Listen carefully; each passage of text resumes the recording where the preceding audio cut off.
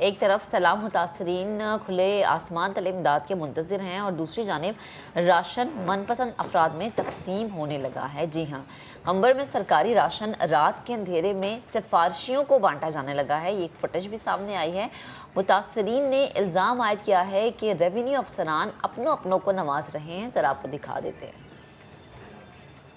ये आप देख भी रहे हैं ये मनाज़र कि जहाँ पे मुतासिर, हमने शो के पहले से मैं आपको बताया कि कितनी मुश्किलात हैं, कितनी तकालीफ हैं लोगों को। लेकिन दूसरी जानिब जब भी हम किसी पॉलिटिकल गेस्ट को ऑन बोर्ड लेते हैं तो हमें तो ये बताया जाता है सब अच्छा है, सब कुछ हो रहा है, सब बेहतरीन है। लेकिन at the end of the day होता ये होता है। हमने देखे वो मनाजिर कि जहाँ पे सरकारी गोदाम में पड़ी पड़ी गंदुम हरी हो गई, हमने वो मनाजिर भी देखे और अब हम आपको ये मनाजिर भी दिखा रहे हैं। अंबर के ये मनाजिर हैं, ये सरकारी राशन है और रात के अंधेरे में सिफारशियों को ये बांटा जाने लगा है। और मुतासरीन ने ये इल्ज़ाम लगाया है कि रेवेन्यू अफसरान अपनों को नवाज रहे हैं। ये जो डिस्ट्रीब्यूशन है इस वक्त सबसे बड़ा मसला ये है।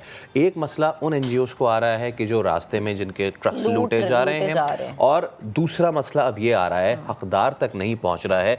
और एक ऐसी भी कुछ खबरें में कि जहां पे सरकारी गोदाम से या फिर जहां इनको डिपॉजिट किया गया था इस सारे को, वो बेचा भी जा रहा है। अच्छा देखिए फैसल, ये कंबर का हमने दिखाया क्योंकि मनाजिर हमारे पास से, फुटेज हमारे पास थी। ये सिर्फ एक जगह की बात नहीं है, ना जाने कितनी ऐसी जगहों पर ये हो रहा है। और फिर वही बात है कि जितनी चीज़ें हमारे पास आती हैं, रिपोर्ट होती हैं, हमारा फ़र्ज़ है, हमारी सहाफ़ती जिम्मेदारी है कि हम आप तक पहुँचाएँ। नुमाइंदे ख़ुसूसी समा मंसूर मुगैरी साहब हमें ज्वाइन कर चुके हैं स्टूडियोज़ में, उन्हें शामिल गुफ्तगू करते हैं। मुगैरी साहब अस्सलाम वालेकुम, गुड मॉर्निंग। वालेकुम सलाम। अच्छा, ये जो हमने मनाजिर दिखाए हैं सिर्फ एक जगह के मनाजिर, रात का अंधेरा, रात के अंधेरे में मनमानी और ये अपनों को नवाजा जा रहा है। मुझे तो पहले ये बताएं कि रिपोर्ट हो गया, ये क्या हुआ या कार्रवाई हुई या ये जारी है, क्या सूरत हाल है? देखिए, आपने जैसे कहा ना कि ये एक ज़िले के मनाजिर तो हम दिखा रहे हैं, लेकिन पूरे सिंध में अगर कराची हैदराबाद दोनों बड़े शहरों को निकाल दें, उसके बाद कोई ऐसा डिस्ट्रिक्ट हेडक्वार्टर, डिवीज़नल हेडक्वार्टर, तहसील हेडक्वार्टर, यूनियन काउंसिल, कोई गोट, कोई गांव, कोई कस्बा बचा नहीं है जिसको सैलाब ने मुतासर नहीं किया है। मैं अपने नाज़रीन को ये भी बताता चलूँ कि इस तरह का जो मेगा डिज़ास्टर इससे पहले सिंध की तारीख में जो हिस्टोरियन है वो बता रहे हैं कि 942 ईस्वी अरबों के ज़माने में इतना बड़ा डिज़ास्टर आया था। अब 1042 सालों के बाद, 1042 सालों के बाद इतना बड़ा डिज़ास्टर आया है। यकीनन सरकार के बस की बात नहीं है इतने बड़े डिज़ास्टर। लेकिन सबसे बड़ी बदकिस्मती ये है कि जो पूरे सूबे की एडमिनिस्ट्रेशन है, जो ज़िलों में काम कर रही है, इन्होंने उसको बहुत हल्का लिया। उसकी वजह ये थी कि जब मानसून की आपको अलर्ट जारी हो चुका था, प्री मानसून का, तो जो बारिशें होती रही, इन्होंने मशीनें होती हैं जो पानी को निकालने के लिए, मशीनें इनके पास थी ही नहीं या ख़राब थी। और स्कार्प के पूरे सूबे में मैं ये भी बताता चलूँ कि 6500 ट्यूबवेल्स हैं स्कार्प पे, जो ज़मीनों पे लगे हुए हैं, वो पानी को ड्रेन करते हैं ताकि उसके बाद वो पानी निकल के चला जाता है। तब तक दरिया की पोजीशन में नीचे थी, दरिया में इतना पानी नहीं आया था। तो शहरों में मोटरें नहीं लगी, देहात में स्कार्प के जो ट्यूबवेल थे वो नॉन फंक्शनल हैं। आप हैरान हो जाएंगे कि यहाँ कोई पूछने वाला नहीं है। 10 अरब रुपए की फंडिंग हो रही है, 10 अरब रुपए की एक्सपेंडिचर है स्कार्प के ट्यूबवेलों की, इसी काम के लिए कि पानी को ड्रेन आउट करें।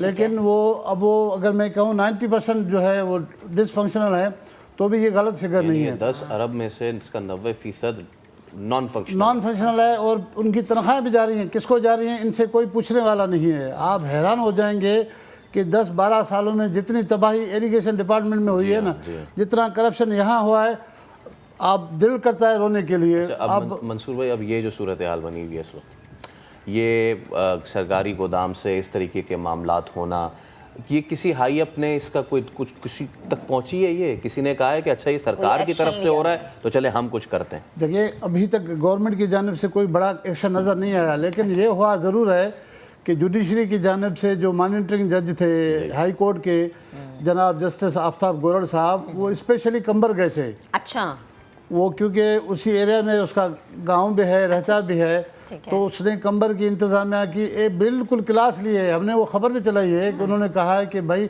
हम सबको मरना है, दुनिया छोड़नी है, आपके पास इतना सामान आ रहा है, ये सामान जा कहाँ रहा है? ये तो चलो किसी को तो एहसास है कि दुनिया आखिर छोड़ में दी। ये होता है कि जब सारी चीज़ें ख़त्म हो जाती हैं, दवाएं जो ना हमें इसके कचरे के ढेर से मिलते हैं, खाने पीने का शराब फेंक देते हैं, लोगों को नहीं ये हमने देते। खुद भी दिखाया। जब हम बात कर रहे थे कुछ दिन पहले फार्मास्यूटिकल उनसे, तो उन्होंने कहा जी दवाएं पीछे बंद हो गई, ये वो। एक दिन बाद ये खबर आ गई कि एक बंदे ने इतनी पैनाडोल जो है वो स्टॉक की हुई है।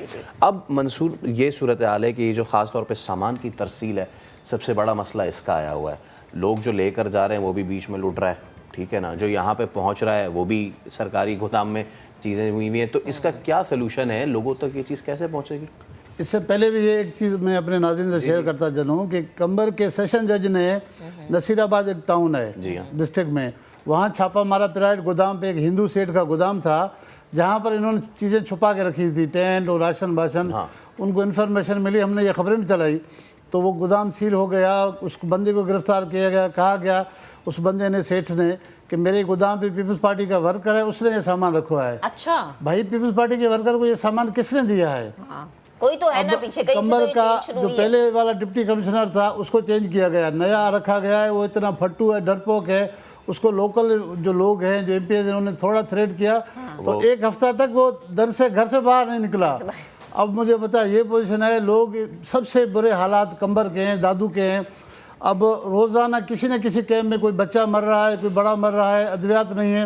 इन खबरों का हेल्थ डिपार्टमेंट ने नोटिस लिया, हेल्थ सेक्रेटरी ने अपना स्पेशल सेक्रेटरी भेजा, और साथ में जो पार्लियामानी कमेटी के जो रुकन हैं अपने कासिम सुमरो साहब, वो गए, उन्होंने विज़िट किया। तो उनको लोगों ने बताया कि आप आए हैं तो ये सारे डॉक्टर भी नज़र आ रहे हैं, आप नहीं होते हैं तो ये होते नहीं है। ये हमें जो है ना वो एक जगह की बात नहीं, ये तो हम देख रहे हैं कि कहीं भी अगर वजीर आजम भी जाते ना तो वो कह देते हैं जी सारी सहूलियत है। वो तो शुक्र है लोग के सच बोलने की हिम्मत रखते हैं, आते और बताते हैं कि नहीं भी अद्वियात पहुंचनी है। अच्छा, मुझे ये बताएं कि वजीर आला सिंध ने भी दौरा किया था, उनकी गाड़ी रोकी खवातीन ने, जो डंडा बरदार खवातीन की फौज थी, उन्होंने गाड़ी रोकी और फिर वजीर आला सिंध ने उन्हें बड़ी तसल्लियाँ दी। तो जो उन्होंने दौरा किया था उसमें कुछ उन्होंने चीज़ें पॉइंट आउट की कि यहाँ ये चीज़ होनी चाहिए थी, या उन्होंने भी कहा कि सब अच्छा है, हमारी टीम बड़ा अच्छा काम कर रही है? नहीं, वो महसूस कर रहा है, क्योंकि हर जगह पे छोटे छोटे नौजवान जो है ना उनका घेराव कर रहे हैं और ओपन होकर बोलते हैं उनको। हालांकि वज़ीर आला चीफ एग्जीक्यूटिव सूबे का, उसका एक प्रोटोकॉल है लोगों को किस तरह बात करना चाहिए। अब जाहिर है वो कहते हैं ना, भूखा शेर जो है फ्रस्ट्रेशन में लोग किसी को खा क्या ज़ाब्ता इखलाक सामने रखेंगे? कोई ज़ाब्ता इखलाक नहीं, क्योंकि जब भूख से मर रहे हैं, अब मच्छर इतने हैं, डेंगू इतनी वबा है। आप इन कैंपों के अगर वहाँ से आप रिपोर्ट्स ले लें तो 80-90% लोग ये डेंगू और मलेरिया के शिकार हो गए। अच्छा मुगारी साहब, कथा कलामी की माज़ा, मुझे लास्ट में एक चीज़ ज़रा समझाएगा कि गवर्नमेंट ज़्यादा काम करी है सिंध गवर्नमेंट, या जो हम देख रहे हैं कि इमदादी इदारे जो हैं, जो कि इमदाद करने वाले हैं, फाउंडेशंस जो हैं, वो ज़्यादा काम करते नज़र आ रहे हैं? देखिए, ये बड़ी बदकिस्मती है कि सिंध गवर्नमेंट की जानिब से पैसे तो धड़ाधड़ रिलीज़ होके जा रहे हैं। हर डिप्टी कमिश्नर को 10 से 12 करोड़ रुपए मिल चुके हैं। अच्छा। उसके अलावा पीडीएमए को कोई 8-10 अरब रुपए दे चुके हैं, उनकी प्रोक्योरमेंट है, सामान जा भी रहा है। पीडीएमए वाले वहाँ पर डीसी से रिसिप्ट भी ले रहे हैं, लेकिन ये सामान कहाँ जा रहा है इसके मनाजर आप देख रहे हैं। अब नौशर फिरोज में भी जज ने छापा मारा है, वहाँ भी प्राइवेट गोदाम से मिले हैं। जो रात के अंधेरे में जो सामान जा रहा है उसको डंप कर रहे हैं। ये किसको देना है ये अब मुझे समझ कब्र में लेके जाना है, कब्र में लेके जाना पता है। ही नहीं, बहुत वहाँ पे तो कुछ लेके जा नहीं बहुत सकते। बड़ी बदकिस्मती है कि लोग इस तरह से मर रहे हैं, बड़ी बुरा है। इसके बावजूद जो इंतज़ामिया है वो लोकल इंतज़ामिया है, पता नहीं वो इतनी मजबूर हो गई है। डिप्टी कमिश्नर का तो मुझे कहीं रोल नज़र नहीं आ रहा है। ये मैं अपनी बात नहीं कर रहा। अच्छा। मुझे 10 सीनियर अफसरान ने कहा कि उन्होंने किसी की सिफारिश की कि यहाँ राशन पहुँचा दे, टेंट पहुँचा दें। वो कहते कांटेक्ट नंबर दे दें। कांटेक्ट नंबर के बाद डिप्टी कमिश्नर 8-10 दिन तक फ़ोन नहीं उठाता, करता रहता है। जगह जगह की कहानी है। बेहद शुक्रिया मुगारी साहब, हमारे साथ मौजूद थे, गुफ्तगू कर रहे थे।